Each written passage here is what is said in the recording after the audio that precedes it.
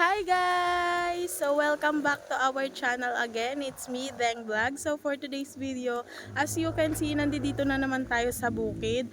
I-update ko lang kayo dito sa bukid kung ano nang itsura niya since ang tagal ko nang hindi nakakapunta dito. At talaga namang mabalbon na siya.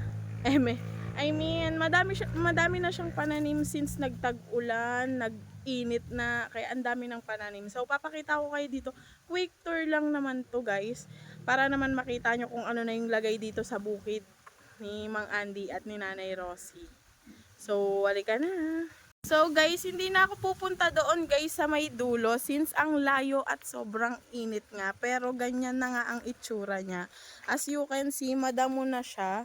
Hindi na katulad nung mga nakaraang pumupunta kami dito. Talagang kalbo siya. Tapos halos malawak yung nadadaanan namin. Pero ngayon, ayan, ganyan ang itsura niya. Tapos madami ng pinya at papaya dito guys. Talagang may mga pananim na din na papaya. Ayan o. May mga tumutubo na papaya. Ito malaking pinyahan.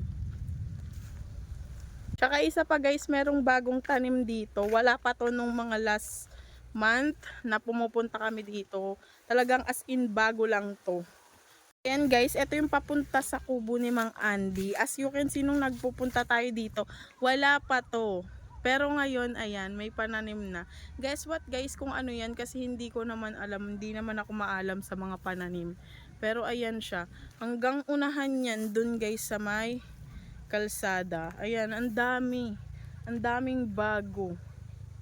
Ayan, as you can see, wala nang madaanan dito kay Nanay Rosie. Hindi tulad nung mga nakaraang araw na pumupunta kami dito. Talagang may nadadaanan pa kami papunta dyan, papunta doon. Ayan, pero ngayon, ayan, meron na siyang parang mga nakatanim. Ito talbos to, alam ko eh. Ayan. O diba? Talagang ang sarap mag-vlog ngayon guys kasi nga liblib siya ngayon. Talagang makakagawa ka ng maraming content ideas, ganyan. Ganyan ang itsura ngayon dito sa bukid. O diba?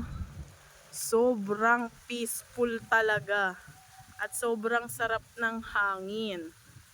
May mga saging nga din pala dito guys, kaso hilaw pa siya.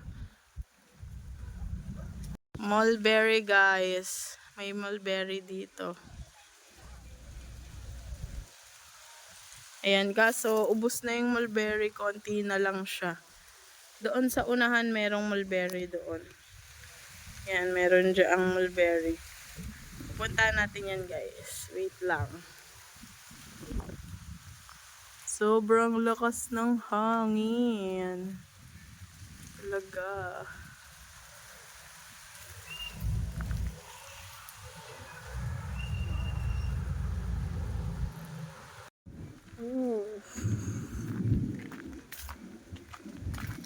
May mga tanlad dito na nasira na guys, oh. Tanlad yan, 'di ba?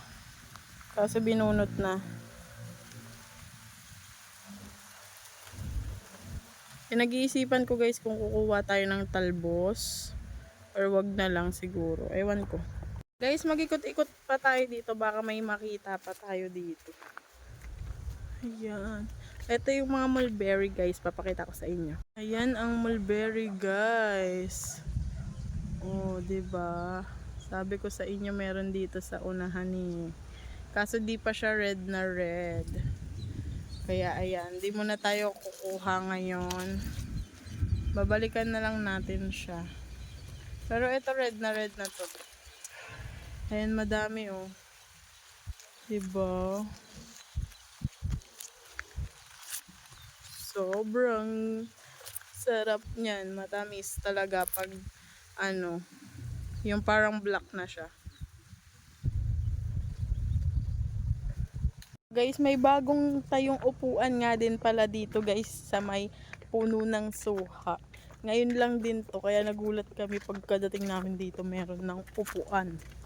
So papakita ko sa inyo guys. Ayan guys, yung bagong bangko dito sa may puno ng suha. Kung matatandaan nyo, dito kami nagbablog din. Ayan, meron na siyang upuan na malaki. Gawa siya sa kawayan. Diba? Sobrang bongga naman. Pwede na magmukbang dyan talaga.